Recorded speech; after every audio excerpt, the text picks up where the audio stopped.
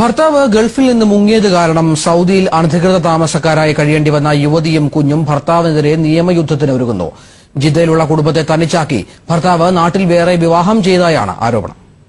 3 വർഷം മുമ്പാണ് കോഴിക്കോട് കൊടുവള്ളി സ്വദേശിയായ രായങ്കണ്ടി ജസീലയെ കൊടുവള്ളി കിഴക്കോത്തുള്ള പൊയിലിൽ മുനീർ വിവാഹം ചെയ്തത്. ജിദ്ദയിൽ മാതാപിതാക്കളോടൊപ്പം താമസിക്കുന്ന ജസീലയുടെയും സൌദിയിലെ മഖ്വയിൽ ജോലി ചെയ്യുന്ന മുനീറിന്റെയും നിക്കാഹ് ജിദ്ദയിൽ വെച്ച് തന്നെയായിരുന്നു. 1 വർഷത്തോളം ഒരുമിച്ച് നിന്ന ശേഷം ജസീലയ്ക്ക് ഒരു കുഞ്ഞിനെയും നൽകി മുനീർ നാടുവിട്ടു. ജസീലയുടെ 75 പവനോളം ആഭരണങ്ങളും 12,000 സൌദി റിയാലുമായി 2 വർഷം മുമ്പ് നാട്ടിലേക്ക് കയറിയ മുനീർ അവിടെ മറ്റൊരു വിവാഹം ചെയ്ത് ജീവിക്കുകയാണെന്ന് ജസീലയും പിതാവ് അഹമ്മദും പരാതിപ്പെടുന്നു. ഇപ്പൊ 2 വർഷത്തേക്ക് തിരിഞ്ഞു നോക്കാത്ത ഒരാളുടെ കൂടെ ഇനി ഇങ്ങനെ നന്നായിട്ട് ജീവിക്കണം എന്നാണ് അങ്ങനെ ആഗ്രഹിച്ചിട്ട് കാര്യമില്ല. കാരണം ഈ കുട്ടിക്ക് 3 മാസമുള്ളവരെ ആണ് ഞങ്ങളുടെ കൂടെ ഉണ്ടായിരുന്നു.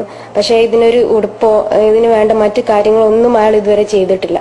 പിന്നെയാണ് പെട്ടെന്ന് എങ്ങോട്ടാന്ന് നാട്ടിലേക്കാണോ എങ്ങോട്ടൊന്നും പറയാതെ പെട്ടെന്നാണ് ഇവിടെയുള്ള എല്ലാ രേഖകളും എല്ലാ സാധനങ്ങളും സ്വർണവും മഹറും പൈസ എല്ലാം അടക്കം ഇവിടുന്ന് പോയത്. ഞങ്ങൾ എങ്ങനെ ഇവിടെ താമസിക്കുന്നത്?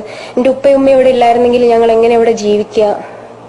ഇതൊന്നും അറിയാതെ എങ്ങനെയാണ് അയാൾക്ക് വേറൊരു ഭാര്യനൊക്കെ കല്യാണം കഴിച്ചിട്ട് അവിടെ സുഖമായിട്ട് ജീവിക്കാൻ പറ്റുന്നതെന്ന് എനിക്കറിയില്ല.